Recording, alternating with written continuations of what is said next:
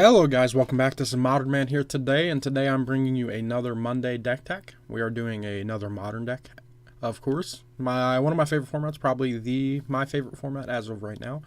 And today we are doing the blue-red Kiln Fiend for modern. It used to be called Suicide Blue. Some people call it blue-red Prowess.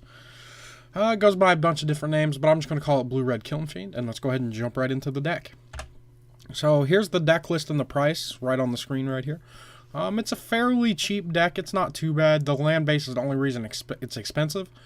And the prices on the screen are online prices. But my recommendation is if you don't have this big of a budget, you can easily just trim the lands. You don't need to be playing like, 8 fetch lands. I mean, it's good to have them because you want to have as few lands in your deck as possible. But, you know, it is what it is. If you don't have the money, you can't really do it.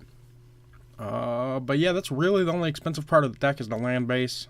I can't speak for paper prices, but for online, that's all it is. And here are our creatures in the deck. We have 14 creatures in the deck. You have 4 Monastery Swiftspears, really good 1-drop. It has haste and prowess, so anytime you play a spell, it's going to pump up your Monastery Swiftspear. The namesake card, Kiln Fiend, you have 4 of them in the deck. Colorless and a red, 1/2. Whenever you cast an instant or sorcery, it gets +3/+0 until end of turn. So what you're trying to do is you're trying to play as many instants and sorceries at the same turn as possible, and then play like a Teamer Battle Rage or hope your opponent doesn't have a removal spell, and get in there with your Kiln Fiend. You also have 4 Thing in the Ice in the deck. It's also basically, well, not basically, it's like a Kiln Fiend in the fact that you want to play as many instant sorceries in the same turn, flip it, and then get your opponent.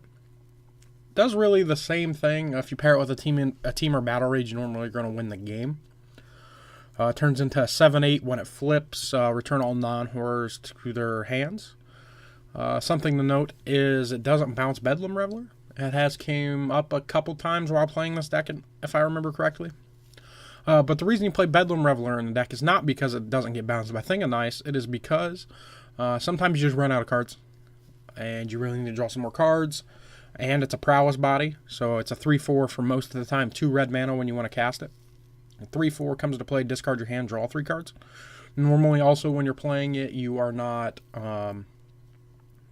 you normally don't have a hand, so the discarding your hand doesn't really matter. Or if you do have a hand, it's usually just like land. Onto our spells, you play 1 Faithless Looting, gives you some good card selection, and you can flash it back if you get to the point where you need to. Normally, if you're flashing it back, though, you're probably not in a good situation. You have 2 Gut Shot, replacing Mutagenic Growth as another free spell. Gut Shot's really good against Noble Hierarch, the Infect decks, Birds of Paradise. Basically, any 1-mana Dork, it's pretty good against. You have your 4 Lightning Bolts, of course. It's a red deck, so why wouldn't you be playing Lightning Bolt? That card is probably one of the best red spells ever printed, if not the best red spell ever printed. 3 damage for 1 mana is really good. Then you have another free spell in Mutagenic Growth. Target creature gets +2/+2 until end of turn. It's really good with Kiln Fiend, as it turns out.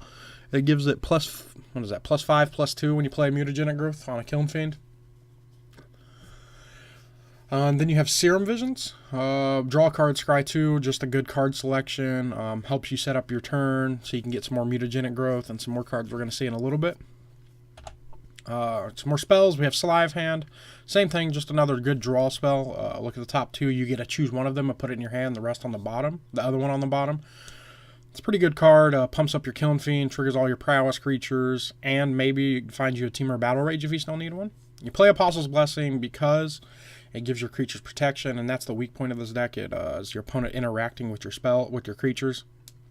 You have 4 Manamorphose in the deck. It's just a free spell. You want to play as many free spells in the deck as possible. Fixes your mana even if you need to fix your mana, and it draws you a card. And then the reason this deck does what it does is Teamer Battle Rage. Target creature gains double strike until end of turn. Ferocious, that creature also has trample if it's power 4 or greater. So you Teamer Battle Rage as your first spell, your Kiln Fiend, it automatically already has trample. Trample. Because it gets its +3/+0 trigger and makes Teamer Battle Rage Ferocious. The only card that you'll have to work on to getting Ferocious trigger, or the Ferocious ability, would be Monastery Swiftspear and maybe Thing in the Ice. But this card's just a sweet card in the deck. You normally don't want to have multiples of them, but a good one of them in your hand's pretty good. Here's for the lands. Like I said, it doesn't really matter for this deck. You just want to play.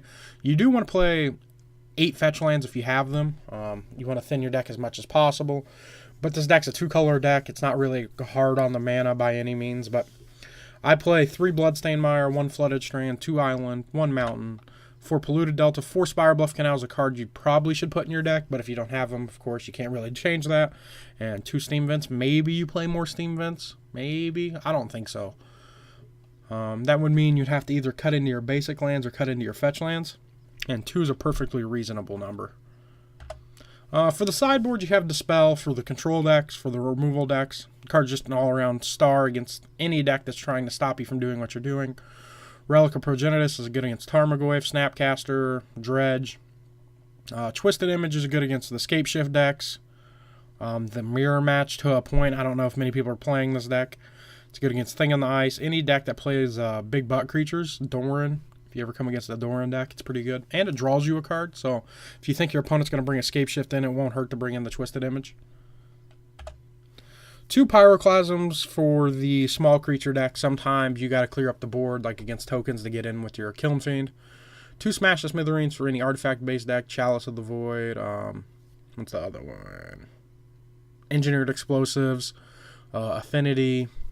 Pithing, not even Pithing Needle. I'm trying to think of the other big artifact decks. There's none really right now. And then you have 4 Young Pyromancers if you feel like you need to change up your sideboard or change up your main deck. You feel like your opponent's going to bring in a bunch of spot removal. You bring those in. Try to overwhelm your opponent with a bunch of dudes. But if you guys are looking for a cheap deck, this is definitely not a super expensive deck, especially in Modern. It's just a little over $120, I think is what it said. And that's only because of the mana base that you don't really need to have, like the way I do. And I'll see you guys later.